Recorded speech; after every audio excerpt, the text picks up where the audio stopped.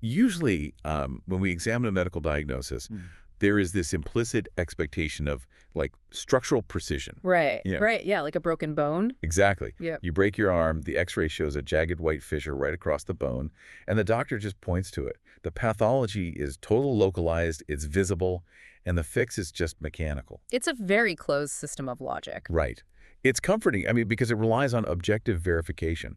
The injury exists entirely independent of your personality or your history or whatever social dynamics are happening in your house. Yeah, it's a strictly biological transaction. But the moment you step into the architecture of psychiatric care, that entire framework just completely collapses. Oh, absolutely. The X-ray machine is totally useless there. Useless. We are suddenly navigating this diagnostic landscape where the pathology might not actually reside in the patient's biology at all. Wow, right. Yeah, it might be in their environment or their trauma, or honestly, just the societal expectations placed on them. Yeah. So, welcome to the deep dive. Today, our mission takes a pretty sharp, intimate turn. We're not looking at a stack of academic papers today. Thank goodness. Right. Instead, we are examining a single, deeply personal, translated journal entry or essay, simply titled ESRI, which translates to text. Just text. Just text. And this short text is a raw, first-hand account of a forced admission into a psychiatric hospital. It's a heavy one. It really is. And our mission today isn't just to summarize what happened to this person, but to really unpack the dense psychological themes hidden within their words. We're looking at the fragility of freedom, the trauma of institutionalization, and these devastating societal pressures placed on both kids and adults. Yeah, and whether you're interested in psychology or literature or, just human resilience in general, this deep dive is really an exercise in profound empathy. And reading between the lines. Exactly. And what's fascinating here is the author's entry point. They don't start with the dramatic crescendo of being committed. They bring us into this reality through a highly mundane, seemingly innocuous trigger. Right, right. It really demonstrates how a totally normal physical environment can act as a trapdoor, just instantly dropping a person back into the abyss of the mind. Okay, let's unpack this because the narrative pivot is actually really jarring. Yeah. The author places us, the reader, at a facility for post-surgical hand rehabilitation. Right. Just physical therapy. They are sitting there doing these mundane grip exercises. It is a clinical, sterile environment designed explicitly for physical healing. Yeah, entirely benign. But the mere sensory input of this space triggers a visceral, inescapable flashback to their time in the psychiatric ward. I really want to understand the associative machinery at work here. Well, it's Like, how does a benign space, the hand rehab clinic, force the mind to time travel with such violent immediacy? It really comes down to how the brain utilizes predictive coding, especially in the aftermath of trauma. Predictive code. Yeah, so your nervous system is continuously scanning the environment, taking in all the sensory data. Like the lighting and stuff? Exactly. The specific hum of fluorescent lights, the smell of industrial floor cleaner, the cadence of medical professionals speaking in that very specific, detached tone. Oh, I know exactly that tone. Right. Now, in a non-traumatized brain, these inputs are simply cataloged as, medical building. Right. Safe enough. Safe enough. But for this author, those exact sensory inputs were previously encoded during a period of profound powerlessness. And terror. Yes. So the brain doesn't bother to logically deduce that, hey, a hand rehabilitation clinic is legally and functionally different from a locked psychiatric ward. It doesn't care about the logic. No, not at all. The pattern recognition systems just identify the overlapping variables: clinical authority, sterile environment, patient compliance, and it instantly floods the nervous system with a survival response. The brain is basically screaming, we are back in the cage. Exactly. The body is effectively incarcerated before the conscious mind can even attempt to rationalize what's happening. It's a total collapse of contextual differentiation. Yeah. And the author pulls us directly into the architecture of that original isolation to show us exactly why that survival response is so severe. They describe an environment meticulously designed for total sensory deprivation. And loss of autonomy. Right. Let's start with the immediate confiscation of the smartphone. In our modern context, taking that device away isn't just like removing a distraction. No, not at all. It is basically an amputation of your extended self. That's a great way to put it. It severs you from your support network, your access to external information, and your ability to advocate for yourself. It forces a state of social death. Social death. Wow. Yeah, you are instantly disconnected from your external identity. Your social proof of existence is just gone. And inside the ward, Your entire reality is dictated by the institution. Completely. And the author details how that reality is reduced to this agonizing, rigid loop. You move from the bedroom to the dining area and then to taking a bath.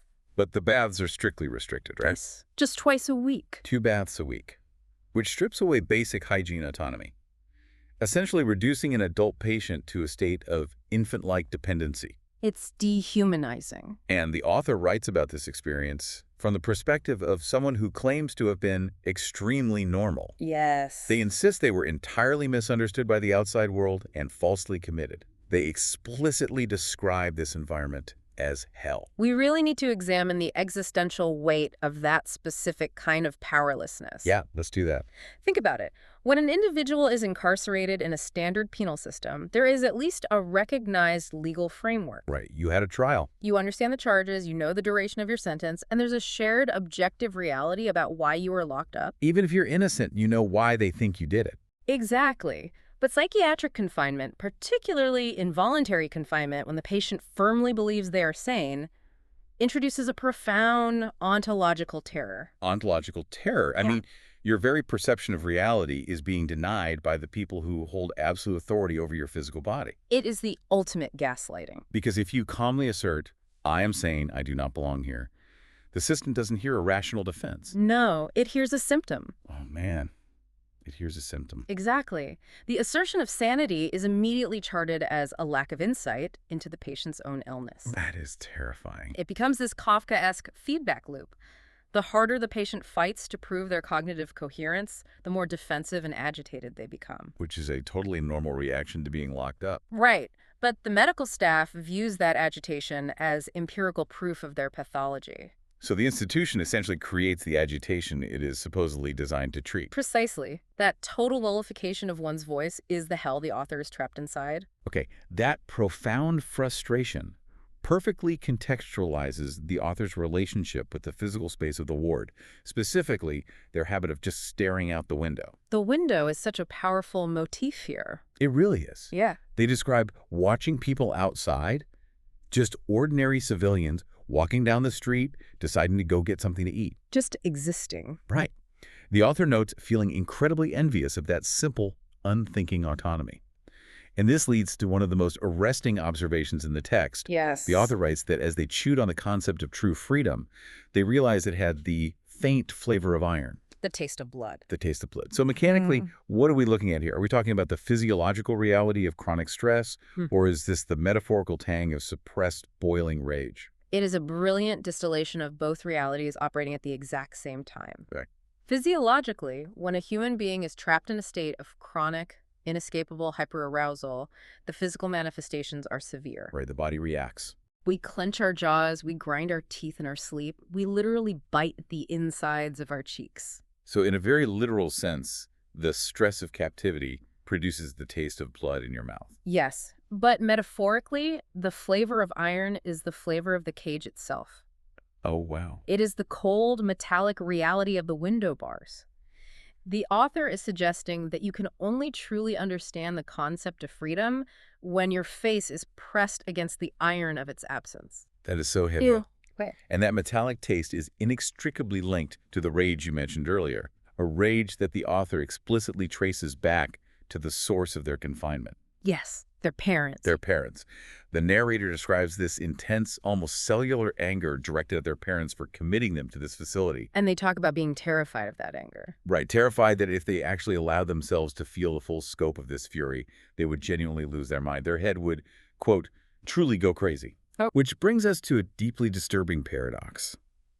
To prevent this very justified rage from breaking them, and out of sheer terror that throwing a tantrum would result in the staff extending their stay, the narrator forces themselves to become the ultimate model patient. They manufacture total docility. They have to.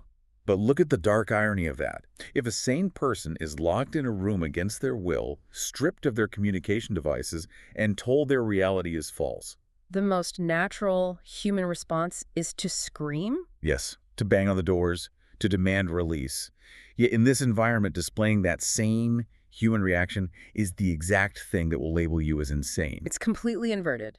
The ultimate proof of sanity requires the unnatural, complete suppression of a justified emotion. If we connect this to the bigger picture of how institutionalization works, you are highlighting how these systems often function primarily as mechanisms of behavioral control. Rather than therapeutic healing. Exactly. The architecture of a ward, the staffing ratios, the bureaucratic protocols, they all demand order. They need quiet. An understaffed ward cannot accommodate a patient working through a loud, messy, authentic emotional crisis. The system incentivizes quiet. So it rewards the patient who stays in their room. Right. Who takes their medication without asking questions and adheres to the rigid schedule. So the institution isn't necessarily measuring mental health, it's measuring institutional compliance. Precisely. And the author recognizes this with terrifying clarity. They know the game. They know that any expression of their legitimate rage at their parents will not be met with empathetic inquiry. A nurse is not going to sit down and say, I understand why you are angry about being placed here. No, the anger will simply be medicalized. It will be documented as an agitated outburst or escalating symptoms. Therefore, the author has to wear a mask of total compliance just to survive. They must amputate their own emotional reality to appease a system judging them by completely artificial metrics. And the psychological toll of carrying that suppressed rage, tasting the iron of it every single day, is just staggering to think about. It is exhaustion on a soul level. And while the author is performing this exhausting internal labor, wearing this mask of compliance, their narrative lens actually shifts outward. Right, they start looking around. Yeah, they begin observing the other patients trapped alongside them during this first admission.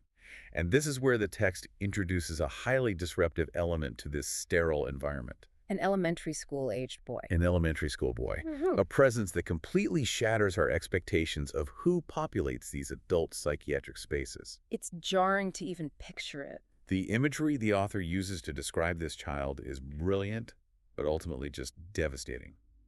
They refer to the boy as a flower-like presence. Which makes sense in that context. Right. In the bleak, monotonous loop of the ward, during the designated dining times, the adult patients would swarm around him. He represented youth, vitality, the innocence of the outside world that everyone else had been stripped of. But the narrator notices something else. Yes. Observing this from behind their own mask of hypervigilance, the narrator notices a detail the other adults completely miss. The boy's eyes are filled with pure terror. Which forces us to really evaluate the specific environment this child is being subjected to. It does. The adults are unconsciously using the child as an emotional resource, a source of comfort, entirely oblivious to the fact that the environment they are all sharing is actively traumatizing him. To understand the depth of that terror, the author gives us a very clear inventory of what is actually happening in that dining room. It's not a calm place. No, this is not just a boring cafeteria. The author, who, remember, is fighting to maintain their own sanity, admits to being frightened by the chaos. Right. They describe an older man who does nothing but glare menacingly. They describe another patient who loudly shouts, "Itadakimasu," the Japanese phrase for giving thanks before meal, and then immediately shoves their fingers down their throat, vomiting right there in the communal space. It's a severe, uncontrolled manifestation of a purging disorder. Happening in a shared, unavoidable public setting. And it continues. There is a young man relentlessly pacing the room, preaching from a Bible, getting into people's personal space. Very dysregulated. And in direct response to that, an older man is aggressively screaming and roaring at the preacher. Wow. So let's look at the mechanics of this from a developmental perspective. If a fully formed adult brain is pushed to the limits of its coping mechanisms by this sheer sensory and behavioral chaos, what does this environment do to the neurological development of a young child? Oh, it fundamentally rewires their threat detection architecture. Rewires it completely. Yes. A child's brain is highly plastic. It relies on the environment, and specifically the adults within that environment, to model safety, predictability, and social regulation. So they look to adults to know if they're safe. Exactly. When a child is dropped into a locked ward where adults are erratic, aggressive, and engaging in deeply distressing behaviors, the child's nervous system is plunged into a state of chronic, toxic stress. The biological scaffolding of safety completely collapses. Exactly. The amygdala goes into overdrive. The child is thrust into a perpetual state of fight, flight, or freeze. But flight is impossible. Right. The architecture of isolation we discussed earlier means flight is impossible. The doors are locked. And fighting is impossible. Fighting the adults is impossible due to the sheer size and power disparity. So the child defaults to the freeze response. They just shut down. They become hypervigilant, tracking every unpredictable movement in the room. This perfectly explains the terrified eyes the author observed. They are immobilized by the overwhelming threat of their environment. The profound tragedy here is the systemic failure. The adults meant to protect the child are the source of the chaos, and the medical institution meant to heal the child is the very mechanism trapping him in that chaos. Which naturally drives the author to ask the darkest question in the text. Why is an elementary school boy locked in an adult psychiatric ward? It's a question that demands an answer. It really does. The author begins to speculate about the motivations of the boy's parents. They note the timing. It was likely summer vacation. Oh, wow. And the author wonders, with a disturbing level of cynicism, if the parents were simply using the psychiatric ward as a literal daycare so they could go on holiday. That is incredibly dark. Or, perhaps even more chillingly, did this child exhibit a minor, completely normal behavioral issue that the parents simply refused to tolerate, choosing instead to label the child sick and dispose of him in the system? This is a crucial pivot in the text. Right. The author moves from a personal memoir of suffering into a sharp, incisive critique of how the family unit weaponizes the concept of mental illness. But let's look at this carefully, because simply villainizing the parents as treating a hospital like daycare feels almost too clean, you know? It's rarely that simple. Right. If a family is deeply dysfunctional, or if a child does have genuine complex needs, the parents might just be completely overwhelmed. The systemic lack of outpatient resources or community support often leaves families feeling like institutionalization is their only remaining lever to pull. It might be less about a malicious desire for a vacation and more about the catastrophic breakdown of the family's capacity to cope. That is a highly necessary nuance, and it really aligns with the deeper sociological framework the author is exploring. Oh, how so? Well, the author provides a profound insight into the mechanics of this exact dynamic. They write that from the perspective of the patient inside the ward, blaming the parents is synonymous with wanting to be understood. Okay, let's pull that apart. Why is the act of blame actually a bid for connection? Because the patient is crying out for contextualization. Contextualization. Yeah. When a patient blames their family, they are rejecting the medical model that says, I am a broken biological machine. Right. They're saying it's not just a chemical imbalance. Exactly. They are arguing, my symptoms do not exist in a vacuum. My depression, my anxiety, my behavioral issues, they are a direct reaction to the environment we built together. They are a symptom of our family system. Yes. The patient is asking the family to share the burden of the pathology, to look at the history, the communication styles, the unhealed generational trauma, and understand the pain holistically. But the family is heavily incentivized to reject that shared burden. Completely. In family systems theory, this is known as the identified patient phenomenon. The identified patient. Yes. Families often operate as homeostatic systems. They want to maintain their current balance, even if that balance is deeply toxic. They don't want to rock the boat. Right. When the dysfunction becomes too great, the system unconsciously nominates one individual to carry all the symptoms. Oh, wow. So they scapegoat them. Yes. By labeling that one person as sick and handing them over to a psychiatric hospital, the rest of the family absolves themselves of any responsibility to change. They could just say, we are fine. The problem is isolated inside that hospital room. The doctors will fix him. It is a defense mechanism designed to protect the family's fragile ecosystem from having to undergo the painful process of genuine structural change. The doctors will fix him. That brings us to another devastating analogy the author uses, because they demonstrate that this commodification of the individual isn't just restricted to children. No, it applies to adults too. The author observes another adult patient in the ward, someone who had worked themselves into a state of severe, paralyzing depression purely to meet the financial and societal expectations of their family. The embodiment of the societal expectation of total self-sacrifice. Exactly. And the author views the family's treatment of this depressed adult almost like the treatment of a broken household appliance. Like toaster? Like a toaster. The family drops the exhausted, depressed worker off at the hospital, not so the patient can find inner peace, but to get their internal wiring repaired just enough so they can be sent back home and work like a draft horse all over again. The text explicitly uses the phrase draft horse. It is the brutal reality of how capitalism intersects with psychiatric care. Right. The institution isn't tasked with curing the individual's misery. It is tasked with restoring their productivity. They just need them back on the assembly line. Exactly. The family doesn't want the patient to undergo a profound psychological transformation that might lead them to realize they hate their job and want to move to the woods. Right, they want the paycheck. They want the paycheck. They want the provider role fulfilled. The illness is treated purely as a mechanical breakdown that is inconveniencing the economic output of the household. The system isn't trying to make you well, it's trying to make you useful again. Yes. And the author pushes back against this entirely. They offer an incredible moment of synthesis, pointing out that countless people have only ever found true, authentic happiness by actively refusing to be the draft horse, It's a radical refusal. by deliberately abandoning societal vanity, accepting the stigma of divorce, or taking on simpler, much less prestigious jobs specifically to escape that crushing cycle of expectation. The author is essentially arguing that what society diagnoses as a breakdown is often actually a breakthrough. A breakthrough, I like that. The severe depression of the draft horse is the mind's ultimate refusal to participate in its own exploitation.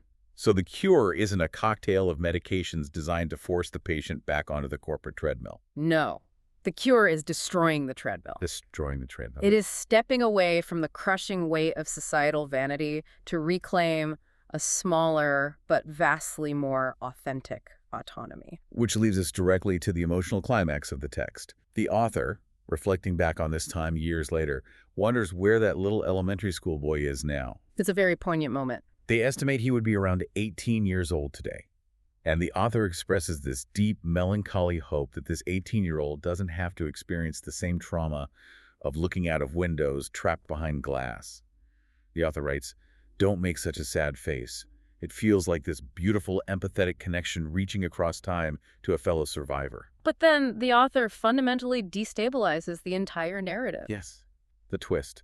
The final lines of the text force us to reevaluate every single observation we've just discussed. Completely flips it on its head. After pages of describing this boy, his terrified eyes, the adults swarming him, the speculation about his neglectful parents, the author suddenly questions if the boy was ever real in the first place. Right. They write, "Maybe he was a phantom. Maybe he was my inner child." It is a staggering psychological revelation. It really is. It transforms the physical space of the ward into a landscape of profound internal projection. But let's look at the implications of this.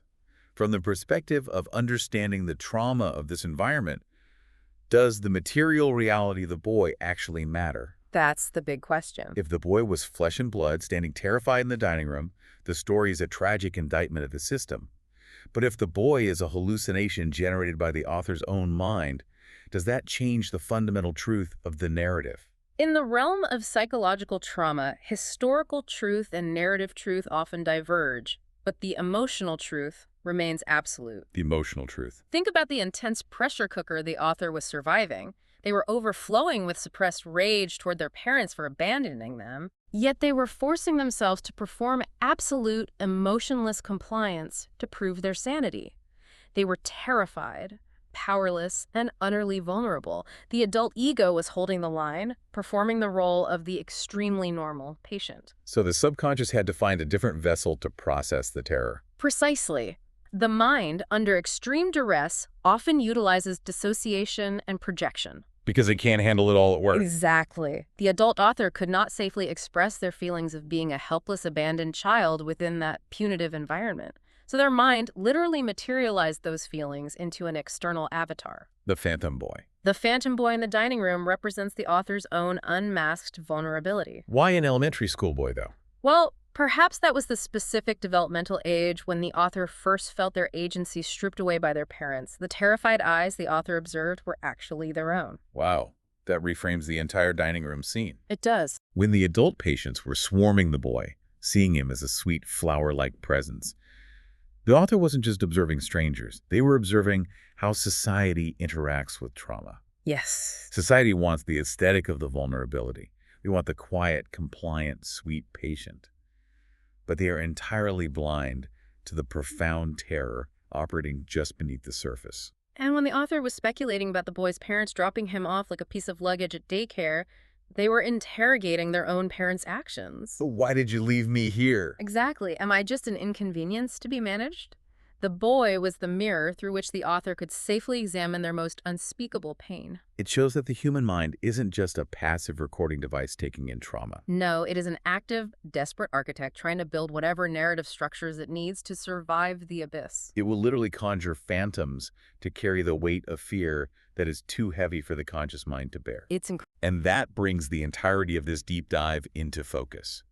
What started as a completely routine visit to a physical rehab clinic, just squeezing a rubber ball for hand therapy, unlocked this staggering exploration of how we define freedom. How institutions demand our compliance rather than our healing. And the brutal ways we commodify human beings into draft horses. It forces a massive re-examination of how we individually and systemically respond to distress. Exactly. And that is the question we want to leave you, the listener, with today. This text demands that you look at how often in our fast-paced, highly demanding world we rely on labels of convenience. We do it all the time. How often do we look at someone who is struggling, someone whose behavior is inconvenient or disruptive to our own systems, and simply decide they are the problem? Right. How often do we slap a label on them because we lack the emotional bandwidth, the time, or the courage to understand the complex environment they are reacting to? Because it is so much easier to drop the broken appliance off at the shop than to ask why the house keeps surging with electricity. Wow, yes.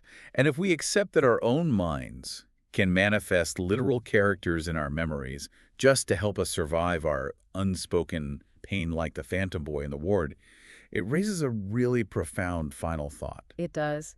How many of the people we remember from our own past, specifically the ones we viewed as fragile, broken, or terrifying, were actually just fractured reflections of our own unacknowledged vulnerabilities? Just waiting for us to finally look them in the eye. Exactly. So the next time you find yourself staring out a window, maybe feeling envious of the people walking freely outside, remember that the architecture of our cages isn't always made of iron. Sometimes it's made of the expectations we refuse to let go of. Thanks for taking this deep dive with us.